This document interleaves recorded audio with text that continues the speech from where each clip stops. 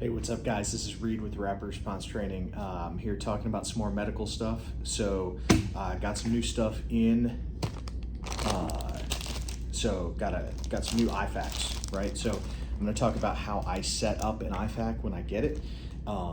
Whether I build it out with components, like buy components and put it in a thing and make it an IFAK, or whether I buy a pre-bought kit. Doesn't matter. I do this the same way. So, we'll talk about what I got going on. So here's how the kit comes. This is a CFAK compact IFAK from Rescue Essentials. So I like this one a lot. I did some research and I thought this one was one of the more complete ones. It was relatively reasonable.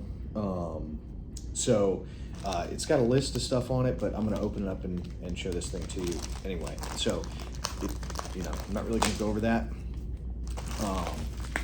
So here is what we have. So we've got our pouch. It's a decent pouch. It zips all the way and hinges right here. And you get a little bit of molly here, so if you want to put a tourniquet or something there, you can do that.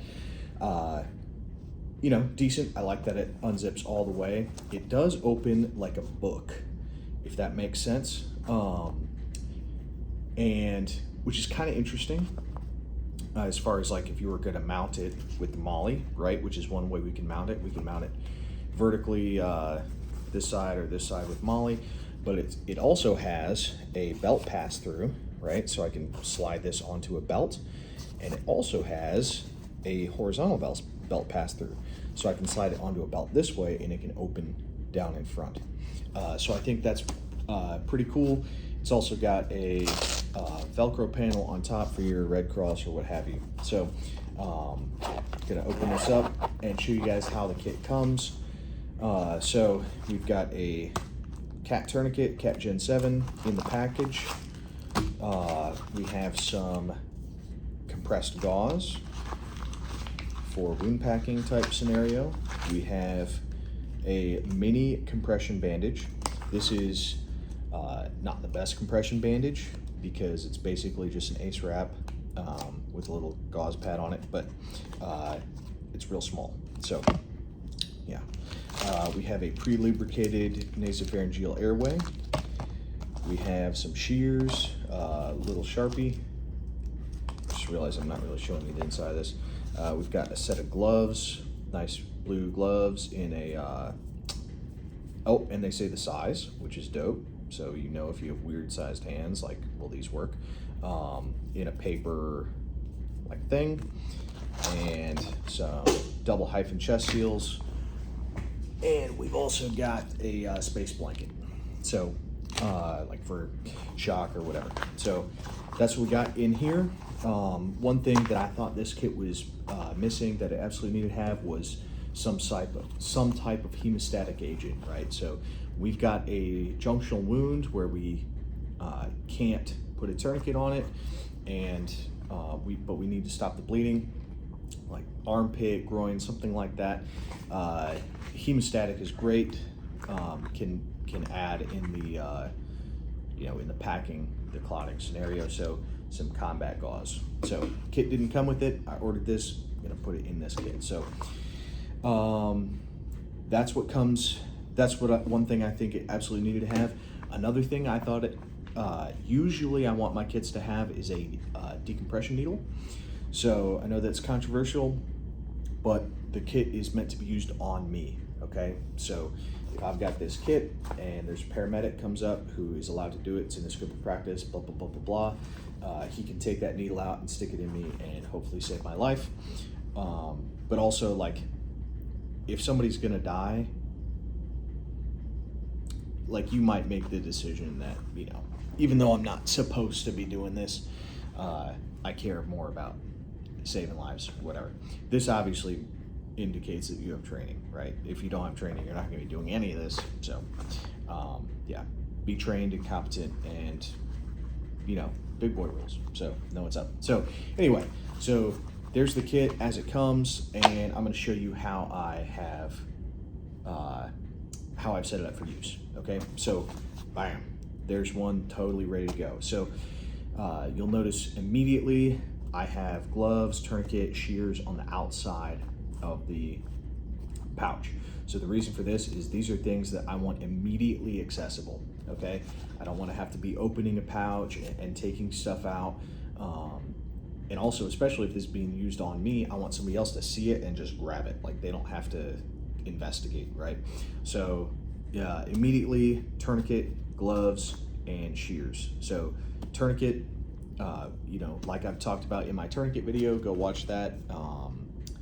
You know, we potentially have 30 or so seconds before we lose consciousness from a major arterial hemorrhage. So I want this totally accessible. Right here, it's rubber banded. And so I just grab this and break that rubber band and put it on. It is also staged, and I have a whole video on that. So go watch the video on staging a tourniquet. Then I've got gloves and the shears. Gloves, obviously, I'm gonna put these on before I touch somebody else, right? Or if it's somebody else treating me, they might wanna put gloves on before they ever touch me. And I want them to go ahead and start touching me because I need that medical care. So having gloves right here that they can put on real quick, fast, in a hurry means that potentially I'm getting treated sooner. And then shears, right? So getting somebody trauma naked, maybe it's cutting open the pocket to get something out so you can put a tourniquet on, or cutting a shirt off to find a hole to put, you know, put one of these chest seals on. That's gonna be key. So having this stuff on the outside that I'm gonna need right away, immediately accessible, I think is big. So I talked about staging the tourniquet. I'll talk about how I do these rubber bands. I had somebody ask me to show that. So this works best if you've got your pouch emptied out. Here, I'll show you,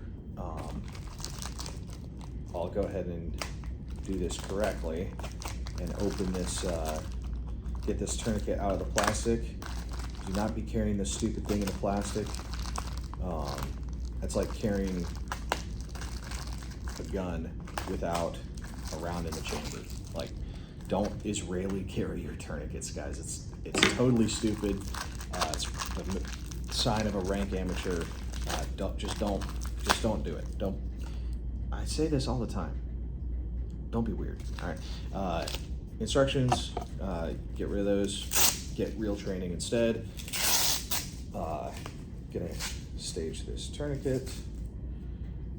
You know, like you do. The proper way we do that. So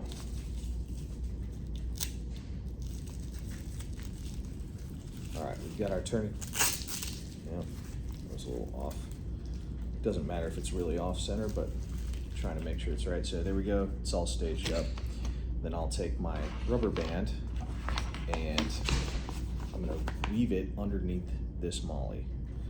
So best way to do that is stick a finger down in there, grab it, and pull it through. So I'm just putting the rubber band under there, and then I'll have two loops coming out the top. So from here, I'm gonna stick my finger through one loop so it doesn't pull out, right? Sweet mother, and I'm just gonna slide my tourniquet into the rubber band. All right, well, just pulled it out. So restart. All right, here we go. So you can see I've got the top part of the tourniquet through one side of the rubber band, and I'm just gonna do it on the bottom, right? Super easy. And then usually I'll take and I don't want this tourniquet to wear unnecessarily, so I'll try and adjust it so it's flat, right? It's not all bunched up. How much is that helping? I don't know, but sometimes so tourniquets exposed to UV light can degrade, and also your rubber bands will dry rot. So just be aware that this is potentially a wear item that you're going to need to replace. These particular kits are going to be staged inside or worn on the body inside, just because of what I'm using them for. So I'm not really worried about that at all. If these were going outside, I would probably want these tourniquets in a pouch, right? Like molly a pouch onto here and put it in a tourniquet pouch, or onto this this little pocket spot right here. But for what we're doing here, inside, the rubber bands are gonna work great. Also, these like bright orange tourniquets, like how great is that as far as like, you know, get that orange thing and put it on here. It's super bright, sticks out, it's great. So one thing I did for the gloves is I opened this paper because like gloves, people forget to put on gloves, and like your hands are shaking from adrenaline and everything else. So I like how convenient this is, but I wanted to basically pre-open this, but I also didn't want it to like catch on the rubber band and potentially rip the gloves. So as you can see, I've got the rubber band running over the paper, but I just have the paper pre-cut. So yeah, I'll show that here just a second. All right, so here we go. I'm gonna use these rounded shears, just being really careful not to cut the gloves. I tried to tear this paper and it did not want to tear in like a very straight way. So that's why I'm using the shears. So I'm just trying to kind of slide it under, and the paper's breaking really easy. So if you do damage the gloves, it's not a big deal because gloves are like basically free. So anyway, I put the gloves on there just the exact same way as the tourniquet, right? I'm just using a shorter rubber band, or you could double one up like you do. So let's talk about how I stage the interior components of the IFAK. All right, so we talked about the outside. Here's how I do the inside.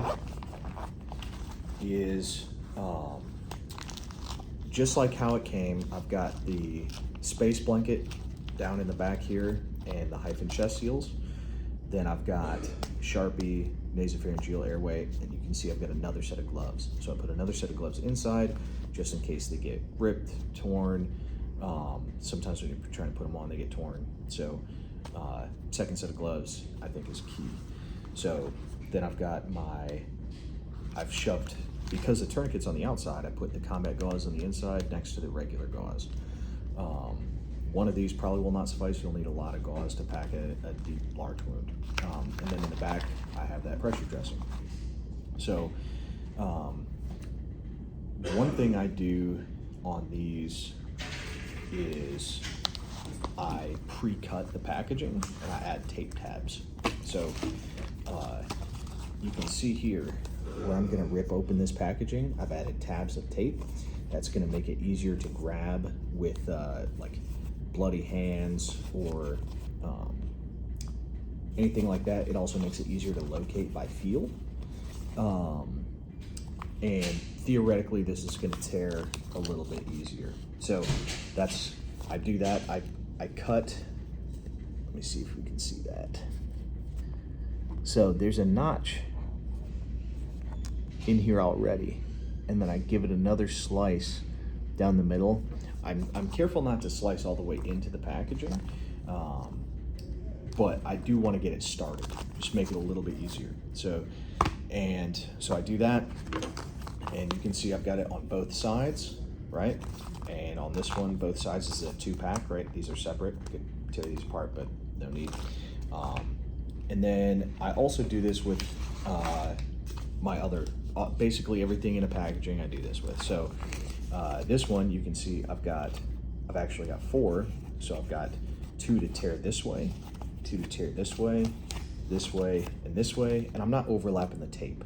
I want to make sure like I'm not running 2 long strips, because that's going to kill this notch and then this one too, right? So anyhow, that's how I stage all of my equipment, and I do that for all the gauze. I do that for everything. I even do that for nasopharangeal. It costs nothing, and this is a great use for this medical tape, like this cloth tape that doesn't really stick to anything that good. That's why I like to use this, because it comes free in a lot of medical kits. Not in this kit, but it comes free in other medical kits, and I just feel like it never has a use. So there we go, medical tape for the medical stuff. And there we go. So I'll probably, like I said, on the topic of tape, I'll add some duct tape to this. I don't have it in here yet. Yeah, so now I have extra gauze, and one of them being hemostatic, right? So that's going to be prioritized for junctional wounds. I have all my packaging is staged, so it's all prepared to be torn open. It's pre-cut. I've got my tape tabs on there, and I've got my stuff I need quick access to on the outside. I could also put a rubber band on these shears so they don't pull out of the MOLLE. Of course, I don't have another rubber band here. Maybe I'll grab one and add it in a second. But basically how you can do that is you just make a loop around one end of the shears and then hook it under the bottom. Again, you can just break it if you don't want to take it off. And if this was a kit I'm going to carry outside, like do stuff in the woods, fight people, whatever, maybe I would do that. Again, with what we're doing here, I'm not worried about this getting pulled out, getting lost, right? So there we go. So yeah, how I set up an IFAK to use it, quote unquote, operationally. If you have any ideas, go ahead and let me know. If you think what I'm doing is dumb, let me know. And maybe you're right. I've been wrong before, and I will be wrong again. I think this is a pretty good way to set up a medical kit, though. So, and that's mostly what I think should be in it too. So I think you should have chest seal, nasopharangeal airway, gloves, probably space blanket for like shock type deal, pressure dressing, gauze, hemostatic agent, tourniquet. Shears are great. So yeah, that's kind of what I think should be in there. Maybe also a needle would be another good thing, and some tape, like I mentioned. So yeah, this is Reed with Rapid Response Training. Prep your IFAKs, take your tourniquets out of the packaging, get everything ready to go. Don't be weird.